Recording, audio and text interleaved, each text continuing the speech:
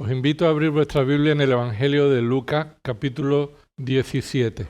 Vamos a leer los versículos que van del 11 al 19. En este párrafo vamos a estudiar el tema de un llamado a ser agradecido. Un llamado a ser agradecidos. Vamos a leer el texto juntos. Lucas capítulo 17, versículo 11 dice así: Y aconteció que mientras iba camino a Jerusalén, pasaba entre Samaria y Galilea. Y al entrar en cierta aldea le salieron al encuentro 10 hombres leprosos, que se pararon a distancia. Y alzaron la voz diciendo: Jesús, Maestro, ten misericordia de nosotros. Cuando él los vio, les dijo: Id y mostraos a los sacerdotes. Y sucedió que mientras iban, quedaron limpios.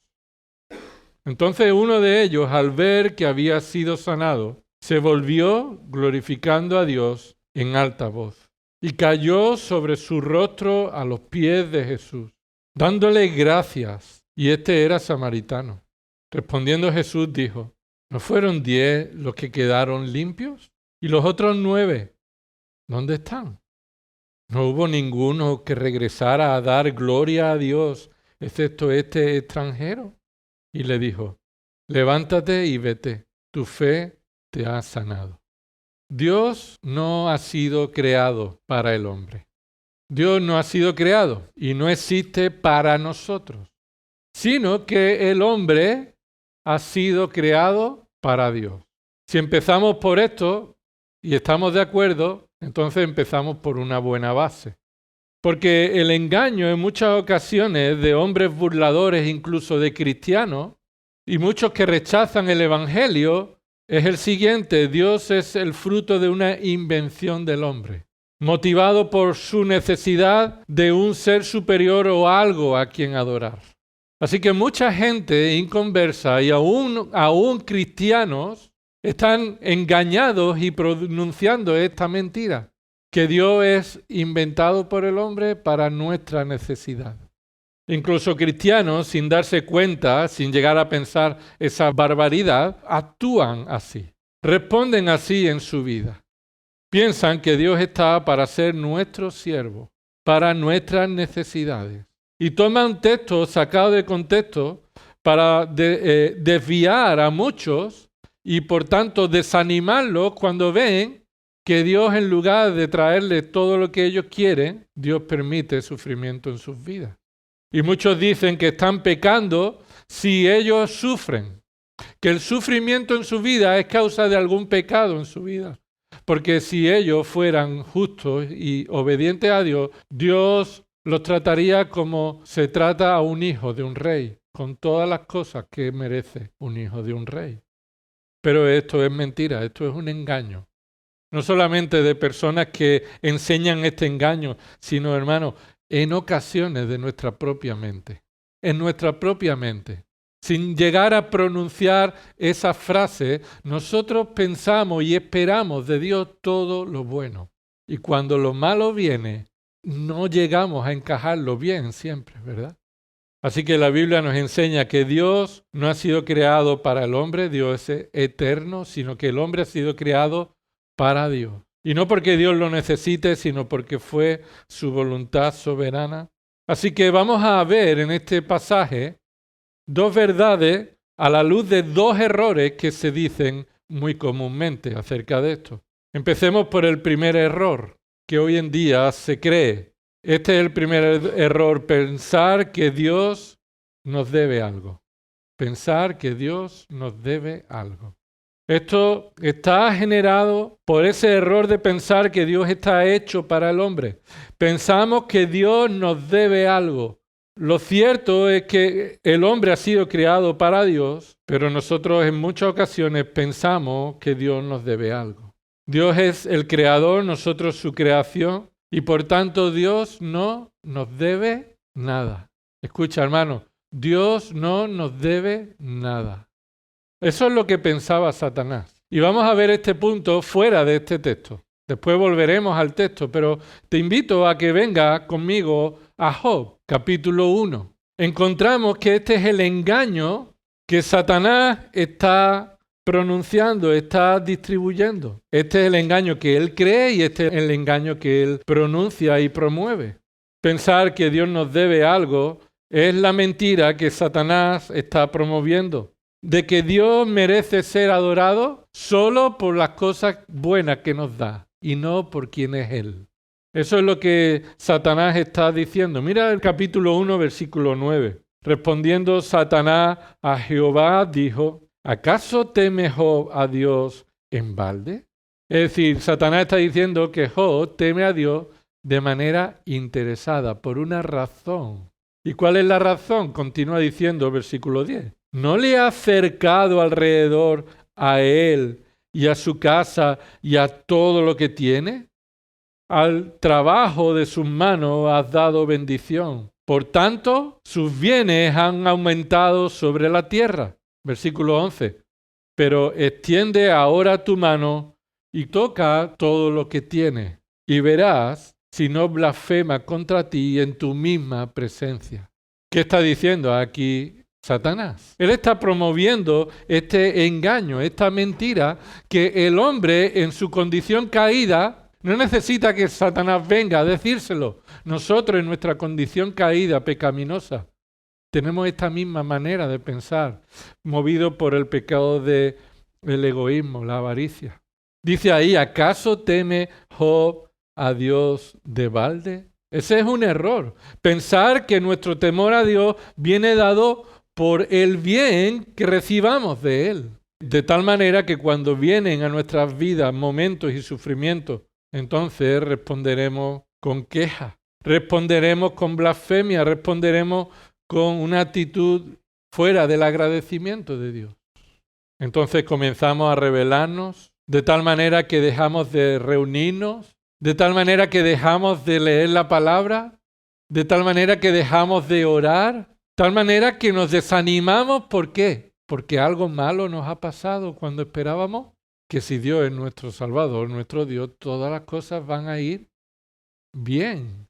A los que aman a Dios, todas las cosas les va bien. Esa es la manera de pensar. Sabemos que Romanos 8:28 nos dice eso. Pero esa es nuestra manera de pensar. A los que aman a Dios, todas las cosas les va bien. Y eso es lo que Satanás está diciendo. Mira, Job te teme, te adora, es fiel a ti porque tú lo has rodeado de bendiciones. Así que lo que está diciendo es que la adoración a Dios es fruto de nuestro egoísmo. Que cuando Dios nos da todo lo que queremos, entonces respondemos hacia Dios con ese egoísmo. Como cuando el hijo que no le dice a sus padres que los quiere, lo dice cuando el padre le da algo a los hijos o la madre le da algo a los hijos, ¿verdad? Me quieres cuando te doy algo bueno. Esa es nuestra actitud también en muchas ocasiones. Y eso es lo que nos parece correcto, adecuado cuando vienen cosas malas a nuestra vida. Los creyentes se supone que conocemos a Dios, o al menos los creyentes reconocemos que estamos en el proceso de conocer a Dios. Y eso es lo que Job está haciendo. Job está en el proceso de conocer a Dios.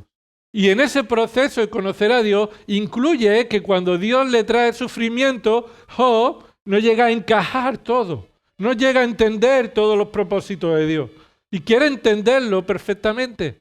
Y por eso al final Job dice, de oídas te había oído, pero ahora mis ojos te ven. Eso es señal de un crecimiento progresivo.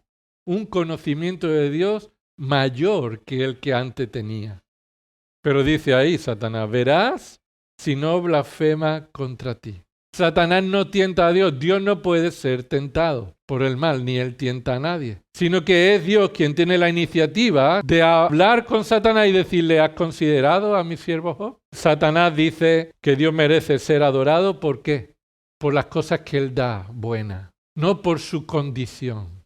Y eso es lo que este libro va a enseñar. Dios va a decir que Él merece ser adorado por quien es. Y así debe ser la actitud de los creyentes. Adorar a Dios por quien es. Y no por una actitud egoísta por lo bueno que nos da. Sino por sus condiciones, por sus atributos perfectos. Así que el error del hombre es pensar que Dios nos debe algo. Que Dios nos debe algo. ¿Tú quieres que te adoremos? danos cosas buenas y te adoramos. Pero a continuación vemos que Job adora a Dios por quien es y no solo por lo que le da. Y lo vuelvo a repetir, Job adora a Dios por quien es y no solo por lo que le da. Porque está incluido aquello que le da, pero no solo es por eso, sino por quien es. Dice ahí Job capítulo 1, versículo 1.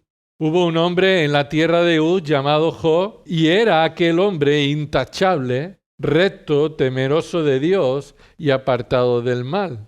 Y le nacieron 7 hijos y 3 hijas. Su hacienda era 7,000 ovejas, 3,000 camellos, 500 yuntas de bueyes, 500 asnas y muchísimos criados. Y era aquel varón más grande que todos los orientales. Si el temor de Dios viene por lo que poseemos, entonces Job debía ser el más agradecido de todos, ¿verdad? Si ese es el argumento verdadero, entonces Job debería ser el más agradecido de todos. Y escucha, así era. Así era el más agradecido de todos. Porque Job temía a Dios como nadie en el mundo. Job temía a Dios de tal manera que ofrecía holocaustos, sacrificios por sus hijos, por si hubieran pecado contra Dios en esos convites que los hijos celebraban cada día en casa de un hijo. Pero el pecado ha afectado a nuestros corazones de tal manera que pensamos que merecemos el bien de Dios, y esperamos recibir de Dios solo bendiciones. Pero eso no era el testimonio de Job. Y no es el testimonio de ningún creyente. Job no es mejor que tú y que yo, es un hombre débil con una fe que lo fortalece. Una fe dada por Dios en crecimiento, la misma fe que Dios te ha dado a ti si eres hijo de Dios. Pero ¿qué dice el capítulo 20? Mira, Job capítulo 1 en el versículo 20. Entonces Job se levantó. Claro, esto es cuando ya él recibió las malas noticias, ¿verdad? Vinieron sirvientes que había perdido todo su ganado, vino otro mientras estaba hablando que había perdido toda su cosecha, vino otro mientras estaba hablando y habían muerto todos sus hijos. Todo lo que Job tenía desapareció de un plumazo. Todo. Posesiones, hijos.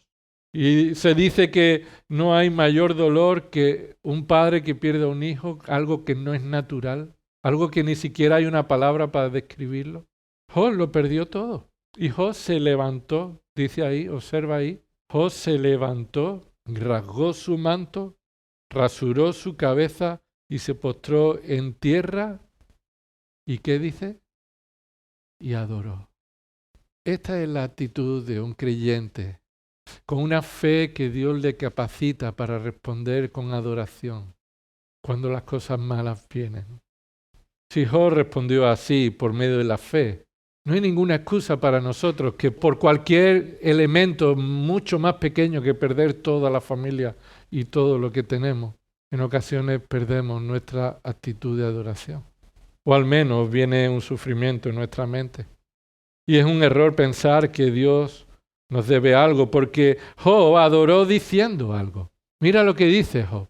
Él adoró y dijo, versículo 21, desnudo salí del vientre de mi madre y desnudo volveré allá. Jehová dio y Jehová quitó, sea el nombre de Jehová bendito. Y en todo esto no pecó Job, ni atribuyó a Dios despropósito alguno. ¿Qué quiere decir que no atribuyó a Dios despropósito alguno? Que no culpó a Dios de hacerle sufrir sin propósito. No culpó a Dios de hacerle sufrir sin propósito, sino que Job tenía la convicción de que Dios cuando da tiene un propósito y cuando quita tiene un buen propósito, y por eso Job adoró. Así que Job reconoce que Dios es digno de gloria por quien es, por sus perfecciones y no solo por lo que Él nos da o le dio. Y así los creyentes también tenemos esta misma fe que hubo en Job. Estamos capacitados, hermanos. Estamos capacitados para crecer en esta misma fe y conocimiento de Dios de tal modo que podemos reconocer su gloria en medio de las tinieblas, en medio del sufrimiento, en medio de las pruebas, en medio de las dificultades. ¿Por qué? Porque Dios no nos debe nada. Dios no nos debe nada.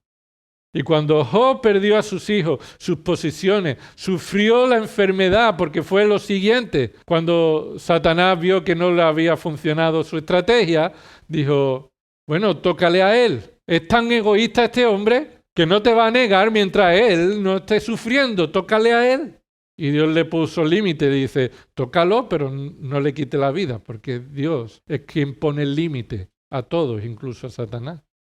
Así que cuando sufrió todos estos picores, que se arrascaba con los tiestos, que no eran insoportables, que una sarna maligna le cubría desde la cabeza hasta los pies. Entonces tanto era el sufrimiento de Job que su mujer le dijo, capítulo 2, versículo 9, ¿aún conservas tu integridad? ¿Qué es la integridad? Esto es la fidelidad a Dios. La firmeza de continuar adorando a Dios por quien es. ¿Vas a seguir siendo íntegro, fiel a Dios por quien es? Entonces le da una recomendación. No es la recomendación que deberíamos tener en el matrimonio, el rebelarnos contra Dios. Pero en este caso, esta esposa le dijo, maldice a Dios y muérete. Es decir, culpa a Dios de tu sufrimiento sin propósito, reconoce que Él no merece adoración y suicídate y ponle fin a la vida. Rebélate contra Él, aquel que te dio la vida. Tú dices que desnudo viniste del vientre de tu madre y te va a volver desnudo, pues vuélvete cuando tú quieras. Ahora ya no merece la pena. Maldice a Dios. Capítulo 2, versículo 10, entonces Job respondió y él le dijo, como suele hablar cualquiera de las mujeres fatuas, has hablado. Como se conoce a las mujeres fatuas, las mujeres necias, insensatas, y no es que solo las mujeres son así, sino porque ella fue la que habló así, y era característica de esa mujer, pero hay otros pasajes, o la mayoría de estas veces que se utiliza fatua, es para los hombres necios. Has hablado como una mujer villana, insensata. ¿Qué? Y le hace esta pregunta que también conocemos bien. ¿Recibiremos de Dios el bien y el mal no lo recibiremos? En esto no pecó Job con sus labios. ¿Qué significa recibiremos de Dios el bien y el mal no lo recibiremos? Detrás de esta afirmación se encuentra esta verdad. Dios es soberano y no es deudor de nadie. No nos debe a nosotros el bien, sino que Dios no debe a nadie nada bueno, sino que Dios es justo para darnos a cada uno conforme a nuestras obras. Es más, lo que Job estaba diciendo es que si viene mal sobre nosotros y Dios lo permite, eso es justo. Eso es justo, es lo que merecemos. Lo que es una sorpresa es que Dios nos traiga bien, porque es contrario a lo que merecemos. Así que esto va en contra de ese pensamiento de que Dios nos debe algo. Y cuando algo malo pasa, uno dice, pero yo no me esperaba esto. ¿O por qué Dios permite esto? Entonces, ¿cómo actuamos nosotros, hermanos, con las malas noticias? Con el sufrimiento de cada día. ¿Cómo respondemos ante Dios cuando Él permite estas malas noticias, estas dificultades? ¿Nos lleva esto a una rebeldía? ¿A dejar de buscarlo en oración? ¿A dejar de estar agradecidos? ¿O por el contrario, glorificamos a Dios y lo buscamos como la fuente de fortaleza? Y este es el testimonio de Job. Hace unos años escuché el testimonio de una mujer creyente. Ella llevaba cuadraplégica por 46 años. Solo podía mover la cabeza. Su situación de enfermedad era tan grave, comparaba todos esos sufrimientos como las salpicaduras del infierno. Ella daba ese testimonio. Estoy sufriendo salpicaduras del infierno. Ella decía, si estas son salpicaduras del infierno, ¿cuáles son las salpicaduras del cielo?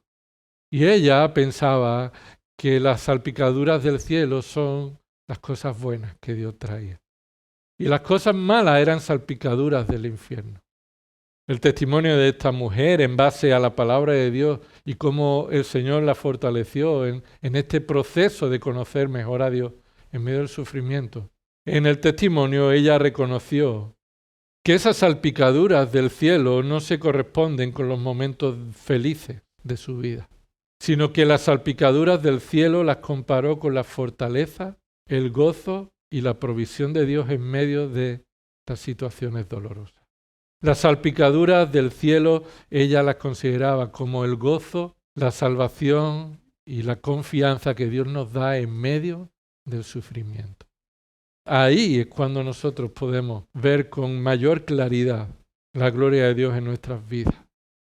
Y esta es la enseñanza principal del libro de Job, que Job aprendió que Dios era digno de gloria más allá de lo que Él nos da, sino por quien es Él. Y él comprendió que Dios es más grande de lo que él pensaba. Y eso es lo que tú y yo necesitamos. Y para ello Dios permite momentos difíciles en nuestras vidas. Así que pidamos a Dios, no que traiga sufrimiento, no es necesario pedir eso, porque eso vendrá inevitablemente. Pidamos a Dios que Él fortalezca nuestra fe. Nos fortalezca en nuestra fe, la que Él nos ha dado. Que podamos ver su gloria en medio de nuestro sufrimiento. Porque Dios no debe nada a nadie. Dios no ha sido creado para el hombre ha sido creado para Dios. Así que hemos visto el primer error, el pensar que Dios nos debe algo. Veamos el segundo error en el texto que hemos comenzado en esta mañana, Lucas capítulo 17. El segundo error es este, pensar que no le debemos nada a Dios. Pensar que no le debemos nada a Dios. Estamos equivocados si pensamos que Dios nos debe algo. Estamos equivocados si pensamos que no le debemos a Dios nada. Y esto está provocado por nuestra falta de acción de gracia. ¿Tú sabes por qué nos damos gracias a Dios como Él merece? Porque pensamos que no le debemos nada. Que no le debemos nada. Y esto no es otra cosa que la manifestación de nuestro orgullo, de nuestra suficiencia, de nuestra soberbia. Dios nos muestra muchas porciones de su gracia que deben ser respondidas con gratitud, porque no la merecemos. ¿Y cómo es nuestra vida de gratitud? Pues es un error pensar que no merecemos el sufrimiento, es un error pensar que no somos deudores de Dios.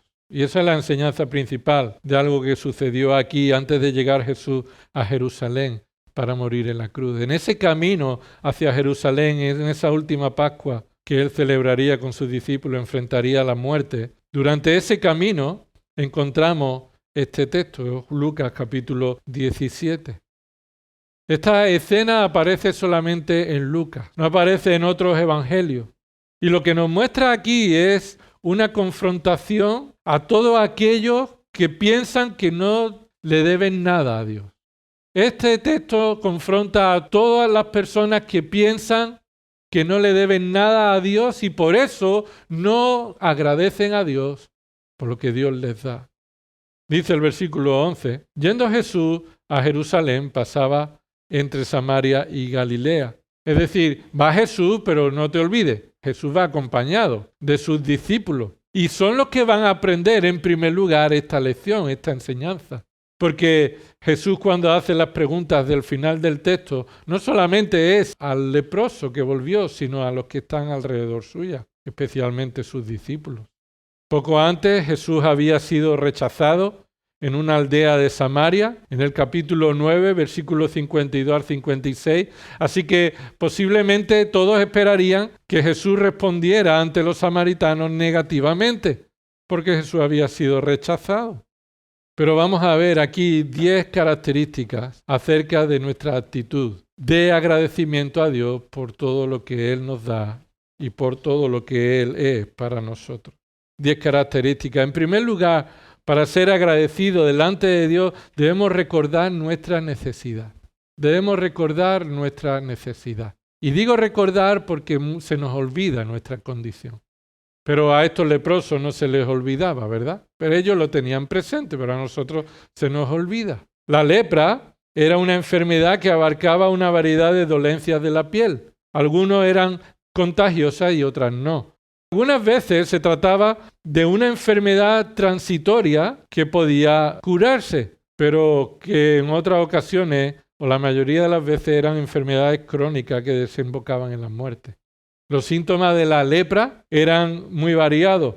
desde heridas que supuraban hasta desprendimiento de partes del cuerpo, las terminaciones nerviosas, perdían su sensibilidad y a menudo sufrían cortes y ellos no lo sabían.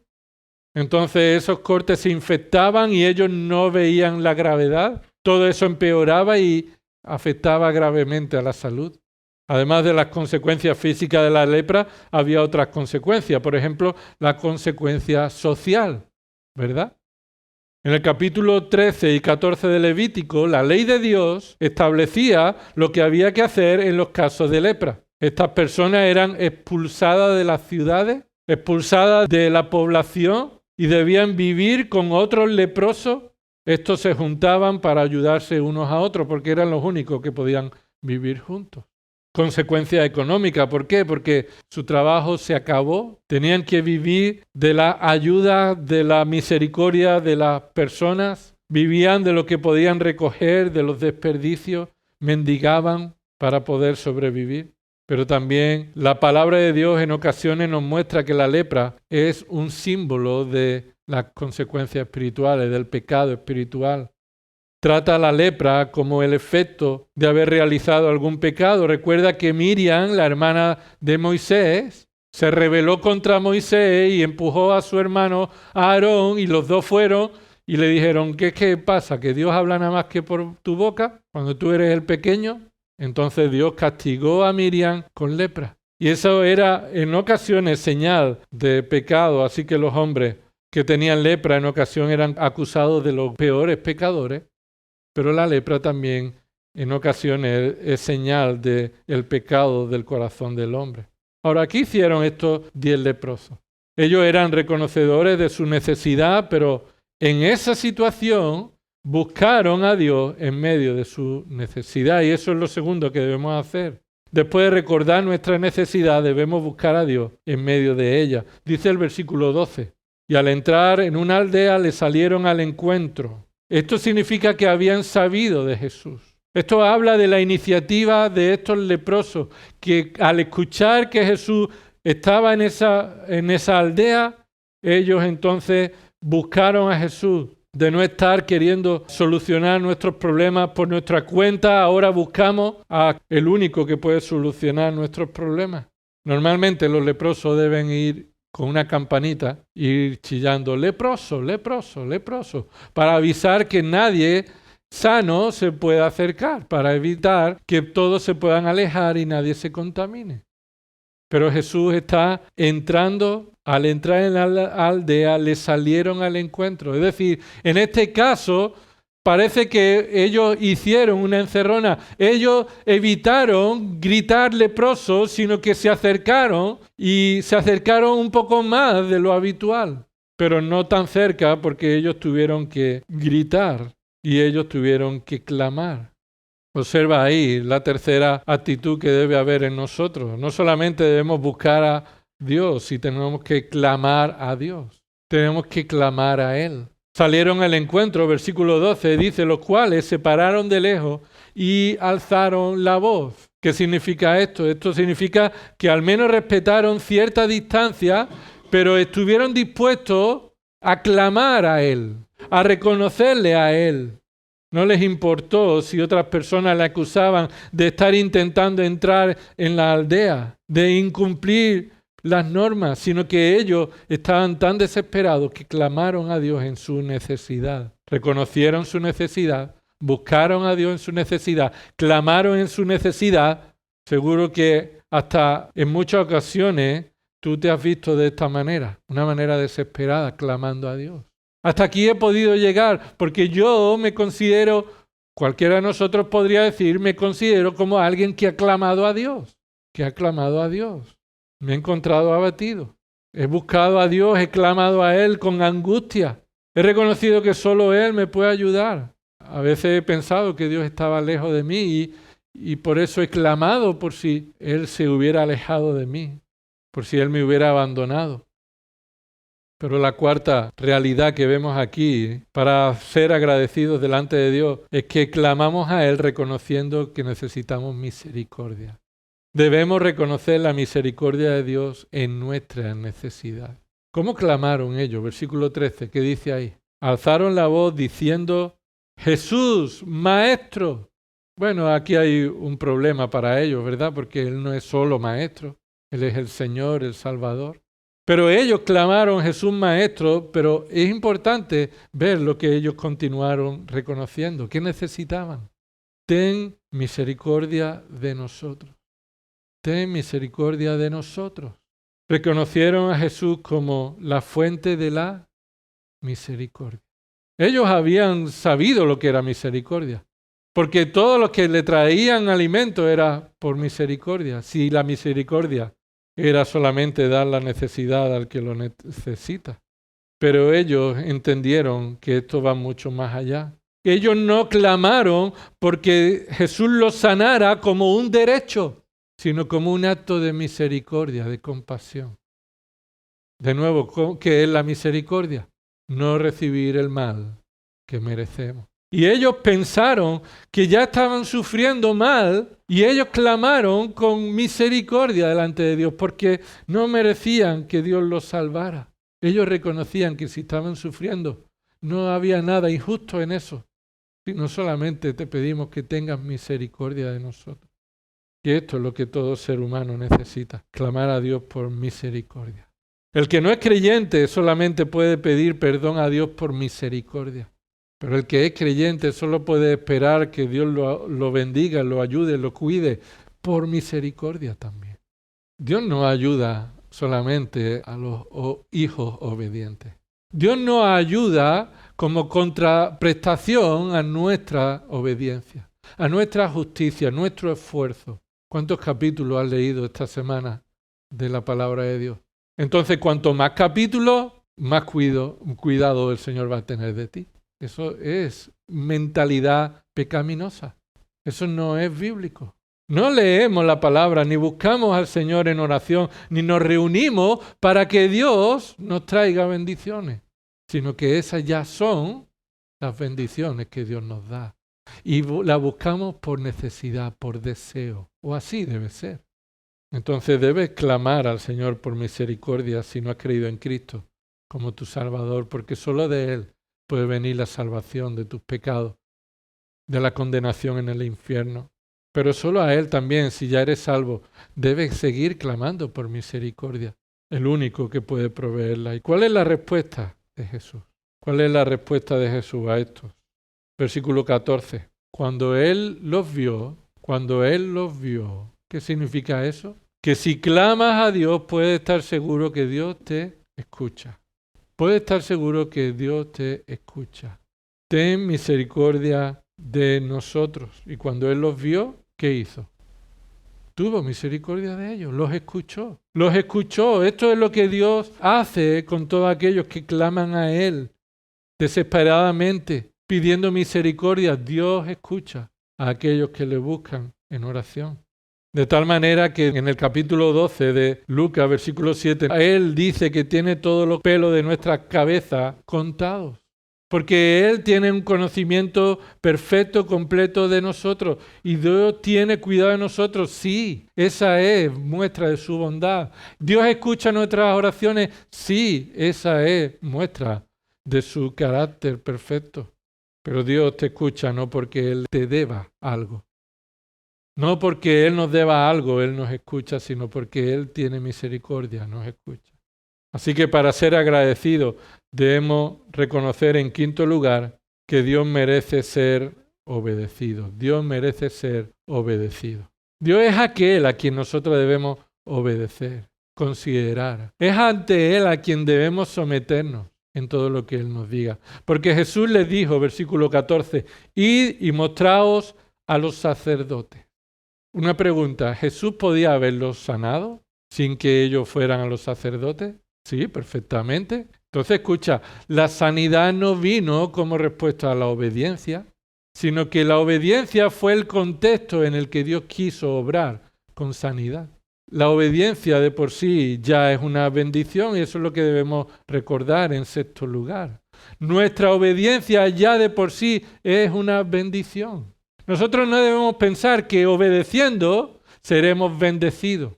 No, obedecer a Dios ya es la bendición. hermano. Obedecer a Dios ya es la bendición. Así que Jesús les dice que vayan, Él merece ser obedecido, los 10 fueron. En medio de ese transcurso, versículo 14, que aconteció que mientras iban fueron limpiados, y eso no significa que cuando obedecemos entonces somos bendecidos, sino que la obediencia ya de por sí es una bendición. Entonces, esa fe que les llevó a obedecer al Señor Jesús muestra que ese es el contexto en el que el Señor quiso sanarlos. Y llegamos al versículo 15. Jesús merece nuestra gratitud. Jesús merece nuestra gratitud. Versículo 15. Entonces uno de ellos, viendo que había sido sanado, volvió. Una pregunta. ¿Fue el único que vio que fue sanado? Mira lo que dice el texto. Entonces uno de ellos, viendo que había sido sanado, volvió.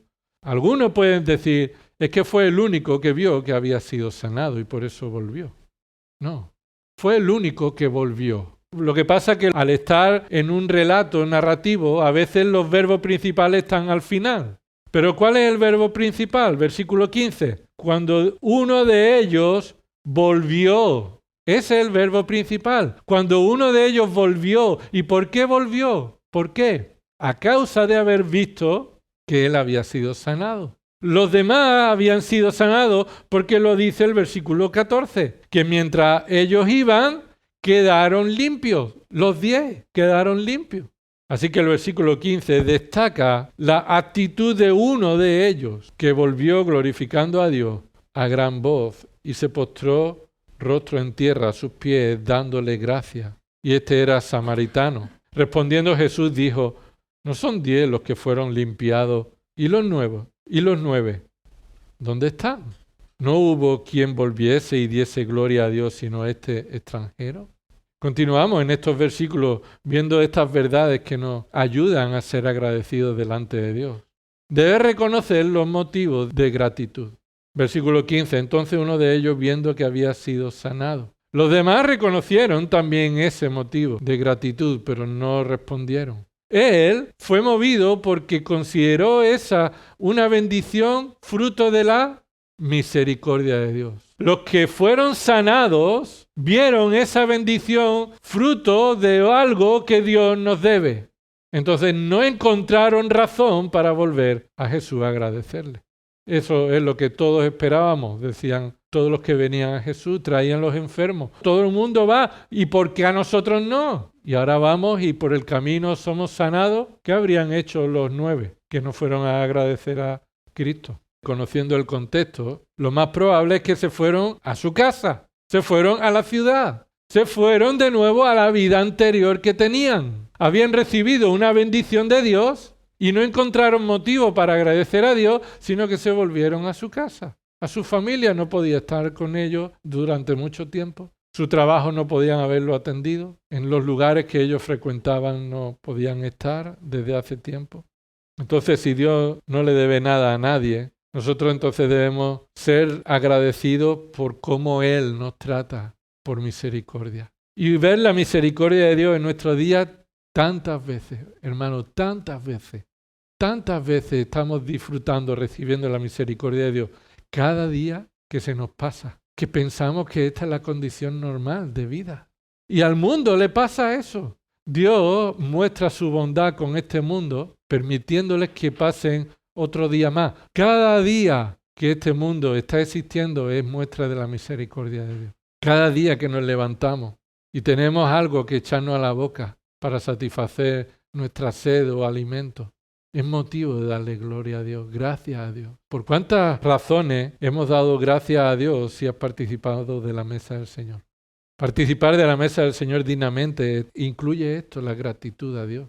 Pero esa gratitud viene porque reconocemos estos motivos de gratitud. Reconocemos que Él es digno de gloria, digno de acción de gracia, porque nada de lo que recibimos lo merecemos. Y aún el sufrimiento sabemos que está en sus manos y Él tiene un propósito. Primera de Pedro, capítulo 1, versículo 3. Pedro escribe esa carta y empieza con estas palabras. Bendito el Dios y Padre de nuestro Señor Jesucristo, que según su gran misericordia nos hizo renacer para una esperanza viva por medio de la resurrección de Jesucristo de los muertos. Entonces Pedro empieza a decir Bendito Dios, bendito el Dios y Padre, bendito el Señor Jesucristo por su obra para con nosotros. Entonces reconoce las bendiciones de Dios en tu vida. En el 9º lugar, agradece a Dios públicamente. Agradece a Dios públicamente. La gratitud no es solamente una actitud. La gratitud también debe ser manifestada públicamente. La gratitud, escucha hermano, es un acto de adoración. Cuando tú das gracias a Dios por todo públicamente, estás adorando a Dios en medio de este mundo lleno de desagradecidos de Dios. Nuestra gratitud a Dios debe ser manifestada públicamente. Esa es la acción de gracia, que no se hizo en un ámbito privado, sino que tuvo lugar en una ocasión pública. Y así es como el creyente debe glorificar a Dios. Dice el versículo 15. Volvió glorificando a Dios, ¿cómo? A gran voz, chillando. Cualquiera lo consideraría como un loco. Pero él estaba glorificando a Dios, dando gloria a Dios. A gran voz. Sí, yo soy el leproso que antes chillaba leproso, leproso. Pero ahora él estaba chillando para dar testimonio de la misericordia de Dios con él. Y no se trata, hermanos, de que chillemos, gritemos. El punto aquí no es que hay que gritar y chillar a la gente por las calles. No, el punto es que debemos manifestar públicamente nuestra gratitud. No debemos esconderlo. Bueno, Señor, tú sabes que yo te lo agradezco, pero ¿para qué hay que decirlo? Hay que decirlo porque la gratitud se demuestra y debe ser el testimonio de adoración a Dios. Así que no debemos solamente en un culto como hoy dar gloria a Dios y dar gracias a Dios en medio de los hermanos. Claro que sí, este es un culto para la gloria de Dios, no para los hombres. Y es un culto para que demos gloria a Dios agradeciendo su carácter perfecto y también su compasión y misericordia. Por todas las cosas buenas que Él nos da y no merecemos y por las cosas malas que merecemos, pero Él las usa para nuestro bien. Pero después, cuando vamos a nuestra familia, en nuestros trabajos, en nuestros quehaceres, ¿cómo damos testimonio de la bondad de Dios con nosotros? ¿Cómo decimos gracias a Dios? Ya sea en el médico, ya sea en lo que haya sucedido. ¡Ay, qué suerte has tenido! No, ni mucho menos. Esto es gracias a Dios. ¡Ay, qué mala suerte has tenido! No, ni mucho menos. Esto es también gracias a Dios. Y lo controla. Y esa debe ser nuestra actitud. Es más, una actitud de alguien que es samaritano. De alguien que reconoce públicamente que no es alguien que merezca lo que Cristo les da, que no pertenecen al pueblo de Dios, que es tratado por los judíos como extranjeros. Es más, el Señor Jesús lo dice después al final, ¿verdad? Solamente uno vino, este extranjero. ¿A quién le puso la cara colorada? A todos aquellos que, siendo judíos, posiblemente el resto de los 9 posiblemente fuera judío, pero le pone la cara colorada a todos los que pensamos que no le debemos nada a Dios. Somos el pueblo de Dios y Él lo ha prometido, así que ayúdame, dame cosas buenas. Eres tú quien lo ha prometido, así que tú lo tienes que hacer. No tengo nada que agradecerte. A Él le pone la cara colorada a todos los que pensamos que las cosas que Dios hace para con nosotros no son razones para darle gracias. Muchos de los creyentes hoy en día, hay creyentes en mucho tiempo, se les espera y se les manda con una acción de gracia pública. Pero debemos entonces reconocer si nuestra actitud va a ser la de mantenernos en secreto o ser una luz que brilla en medio de este mundo agradeciendo a Dios por su bondad. Bueno, tenéis ahí los 9 principios, ¿verdad? Que nos ayudan, pero llegamos al 10º. Dios recibe gratitud de sus hijos. Dios recibe gratitud de sus hijos. Solamente los hijos de Dios agradecen a Dios. Solo los hijos de Dios agradecen a Dios. Esto caracteriza a un verdadero creyente. Mira cómo termina el texto, versículo 17. Respondiendo Jesús dijo, ¿no son 10 los que fueron limpiados? ¿Verdad? Él no se olvida de las bendiciones que da, ¿eh? Yo no pensaba que era tú el único. No, Él sabe que eran 10. Él no pregunta porque no supiera. ¿Verdad? Las preguntas de Dios nos muestran su desconocimiento, muestran su enseñanza enfatizada. No eran 10, yo sé que eran 10. Y vosotros lo sabéis también, ¿verdad? Lo sabéis. Eran 10. Y todos somos deudores de Dios de esta acción de gracia. Y ahora sigue preguntando Él. ¿Y los 9? ¿Y los 9 dónde están? Estoy convencido que el Señor Jesús sabe soberanamente dónde están. Él no pregunta dónde están como si Él no lo supiera. sino que nos está enseñando a todos los que leemos y a los que estaban allí escuchando que allí tenía que haber 10, porque Él lo merece, porque Él lo merece. Aquí tenían que haber 10. ¿Por qué? Porque el Señor Jesús lo merece. Entonces él sigue preguntando, versículo 18, ¿no hubo quien volviese y diese gloria a Dios sino este extranjero? De nuevo, creo que enfatiza el hecho de que este es el único extranjero, posiblemente. Pero si hemos sido creados por Dios, entonces Él es el que merece toda la gloria, ya seas extranjero o ya seas como sea. Si eres criatura de Dios, Dios te ha creado para su gloria, pero son solo aquellos que han nacido de nuevo, los que han reconocido la misericordia de Dios con ellos y los que han venido a darle gloria a Él, lo que esa es la muestra de su fe salvadora. Por eso termina el texto diciendo, versículo 19, y le dijo, levántate y vete. Es decir, aquí no le está diciendo no está mal lo que estás haciendo. No, le está restaurando, está recibiendo la adoración. No le está diciendo adora a Dios. ¿Por qué? Porque Él es Dios. Así que Él está adorando a Dios inclinado a los pies de Jesús y le dice levántate y vete, como en otras ocasiones para dar testimonio de la obra de Dios en su vida. Pero esa frase es importante. Vete, tu fe te ha sanado. Tu fe te ha sanado. Dependiendo del contexto, esa palabra significa sanar o significa salvar. En el original, esa palabra es salvado. Tu fe te ha salvado. Pero dependiendo del contexto, significa salvado de la enfermedad o salvado de nuestros pecados. A la luz de la palabra, la gratitud a Dios es el fruto del Espíritu Santo, de la salvación. Esta debe ser la característica de todo creyente de la Iglesia de Dios en este lugar. ¿Por qué? Porque reconocemos que Él es el único que merece nuestra gratitud. Por eso terminamos con Romanos 8, 28. Habíamos dicho que ese texto no estaba bien, si alguno lo lee equivocadamente. Si alguno dice, a los que aman a Dios todas las cosas les va bien, ¿verdad? Pablo no escribe, guiado por el Espíritu Santo, diciendo que a los que aman a Dios todas las cosas les va bien. Versículo 28, y sabemos, es decir, estamos convencidos. No es una suposición. No dice, y podría ser. No, dice, y es seguro, es nuestra convicción, que para los que aman a Dios, todas las cosas, ¿cuáles son todas las cosas?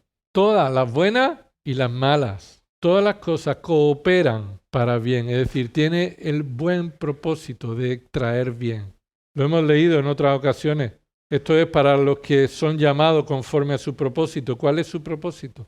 Ser transformado a la imagen de Cristo. Dice ahí versículo 29, porque a los que de antemano conoció, también los predestinó a ser hechos conforme a la imagen de su Hijo, para que Él, su Hijo Jesucristo, sea el primogénito entre muchos hermanos. Y a los que predestinó, a esos también llamó. A los que llamó, a esos también justificó. A los que justificó, a esos también glorificó. Entonces, ¿qué diremos a esto? Si Dios es por nosotros, es decir, si Dios está hacia nosotros con esta bondad, con este propósito bueno, entonces la pregunta es, ¿quién es contra nosotros? ¿Quién podrá evitar el propósito de Dios? ¿Quién podrá evitar el propósito de Dios? Dice el versículo 32, el que no escatimó ni a su propio Hijo, sino que lo entregó por todos nosotros. Esa es una realidad, no es una pregunta, no es una promesa, esa es una realidad. Que Él estuvo dispuesto a entregar su propio Hijo. Si Él demostró esa seguridad, confirmación, compromiso para cumplir su propósito, ¿qué no estará dispuesto a hacer? Si hizo lo máximo. ¿Me explico? ¿Cómo vamos a dudar de que Dios va a cumplir su propósito si lo que Él ya hizo fue entregar su propio Hijo? Y entonces viene la pregunta ahí, ¿cómo no nos concederá también con Él todas las cosas? Es decir, si nos dio lo máximo, ¿cómo no nos dará con Él también todo lo demás? ¿Quién acusará a los escogidos de Dios? Dios es el que justifica. La pregunta no se responde, ¿no? ¿Quién acusará a los escogidos de Dios? ¿Quién? No se responde. ¿Por qué? Porque la respuesta es nadie. Aunque los hay, pero nadie podrá hacerlo de manera que impida el propósito de Dios. En Job lo hemos visto. ¿Quién acusó a los escogidos de Dios? ¿Quién acusó a el justo Job? Pues Satanás, el acusador de los hermanos. ¿Hay en tu vida y en la mía cosas por las que podremos ser acusados delante de Dios? ¿Sí o no? Sí. La respuesta es sí. Claro, cada día hay razones para demostrar delante de Dios que nosotros no merecemos la salvación, ¿verdad? Y por eso la respuesta está enfatizada aquí. Dios es el que justifica, porque no nos justificamos a nosotros mismos. Dios es aquel el que nos declara justos por la justicia de Cristo, no por la nuestra. Y si Satanás todavía está acusando a los hijos de Dios delante de su trono, es el Hijo de Dios, Cristo Jesús, nuestro Salvador resucitado, el que es un abogado para con el Padre delante de nosotros. Eso dice 1 Juan 2, versículos 1 y 2. Tenemos a nuestro abogado, a Jesucristo, el justo. Así que Él es el que nos justifica por medio de Cristo, no por la nuestra. Y entonces continúa diciendo, versículo 34, ¿quién es el que condena? Bueno, Dios es el único que condena. Dios es el único que puede condenar. Dios es el Dios creador, el único justo y el soberano que puede condenar. Pero Él, ¿qué hizo? Condenó a Cristo en nuestro lugar. Cristo Jesús es el que murió en nuestro lugar, para que tú y yo ya no estemos condenados. Sí, Él es el que murió. Sí, más aún, el que resucitó, el que venció. Una muerte victoriosa. Es más, el que además está a la diestra de Dios. Es decir, ¿cuál es ese lugar? El lugar de Dios. Está a la diestra de Dios porque Él es Dios. Es más, el que continúa obrando para nosotros, el que también intercede por nosotros. Versículo 35. Entonces, ¿quién nos separará del amor de Cristo? ¿Quién nos separará del amor de Cristo? Si Él entregó a su Hijo, nos dará con Él todas las cosas. Nadie nos puede condenar porque Él condenó a Cristo y resucitó y está en el lugar de gloria. Él intercede por nosotros. ¿Quién entonces nos podrá separar de ese amor? ¿Tribulación? No. ¿Angustia? No. ¿Persecución? No. ¿Hambre? No. ¿Desnudez? ¿Esto es la pobreza extrema? No. ¿Peligro? ¿Espada? Nada de eso nos puede separar del amor de Dios. Versículo 36, tal como está escrito, por causa tuya somos puestos a muerte todo el día, somos considerados como ovejas para el matadero. ¿Qué significa esto? Simplemente se está cumpliendo lo que tú ya nos dijiste que íbamos a sufrir. No nos prometió que no íbamos a tener sufrimiento, ya nos lo dijo, que íbamos a sufrir por Él. Versículo 37, pero en todas estas cosas, ¿cuáles son estas cosas? Toda esa lista, todo lo que podríamos pensar que nos separaría del amor de Dios, todas esas cosas que están en una lista no exhaustiva, pero sí representa todo lo que podría separarnos. En todas estas cosas somos más que vencedores, por medio de aquel que nos amó. Más que vencedores es vencedores con toda seguridad, sin haber pasado o alcanzado por nuestros méritos. En este sentido, los creyentes somos victoriosos porque Él, Cristo Jesús, tuvo la victoria, nosotros las bendiciones de su victoria. Por medio de aquel que nos amó, somos más que vencedores. Así que terminamos, versículo 38. Porque estoy convencido, no me cabe la duda de que ni la muerte, ni la vida, ni ángeles, ni principados, ni lo presente, ni lo porvenir, ni los poderes, ni lo alto, ni lo profundo. ¿Queda algo más? Todas esas cosas están fuera de mí. Todas esas cosas están fuera de mí. Pero la última me incluye a mí. Ni ninguna otra cosa creada, lo cual soy yo mismo. Nada ni nadie, ni yo mismo, me podré separar del amor que yo no alcancé por gracia.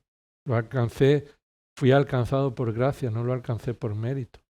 Nada ni nadie nos podrá separar del amor de Dios, que es en Cristo Jesús nuestro Señor, por los méritos de Cristo, por la obra de Cristo, por el amor de Cristo hacia nosotros. Entonces viene el sufrimiento y en medio del sufrimiento tenemos las salpicaduras del cielo, que el Señor nos fortalece, el Señor nos da capacidad para recordar su obra en nosotros y poder decirle, Señor, gracias, en medio de toda circunstancia. Vamos a orar. Señor, te alabamos porque tú eres perfecto y tus obras son perfectas. No hay nadie que pueda decirte qué has hecho No hay nadie que pueda impedir tu plan, tus obras. Señor, queremos pedirte perdón por nuestra falta de gratitud ante ti. En muchas ocasiones, Señor, se nos olvida quiénes somos y quién eres tú. Pensamos que tú nos debes cosas o podemos llegar a pensar que no te debemos nada. Pero, Señor, todo lo que somos y tenemos y todo lo que llegaremos a ser es fruto de tu obra y tu misericordia. Y en medio de todo sufrimiento queremos reconocer que tú eres perfecto en tu plan, que tú eres bueno para con nosotros. Que sea que venga muerte, ya sea que venga sufrimiento, espada, ya sea que se amontonen contra nosotros, ya sea que quedemos desnudos sin nada material, estamos en ti por medio de Cristo. Estamos seguros, convencidos de que tú nos has salvado y aseguras nuestra salvación. Por eso, Señor, ayúdanos a ser agradecidos en todo, en lo grande y en lo pequeño. Si hay alguien que no ha creído en Cristo, Señor, hazle ver que solo tú puedes limpiarlo de pecado. Solo tú puedes limpiarlo de la lepra, del pecado. Solo tú puedes salvarlo para que no vaya al infierno y sufra las consecuencias de su pecado. Señor, que crea en ti como Señor y Salvador. Y trae salvación también a nuestros familiares. Que nosotros demos gloria de ti, te glorifiquemos en medio de los que nos rodean, Señor, con actitud de gratitud, reconociendo que solo Dios merece ser adorado y recibir nuestra gratitud. Gracias por tu palabra, Señor. En el nombre de Jesús. Amén.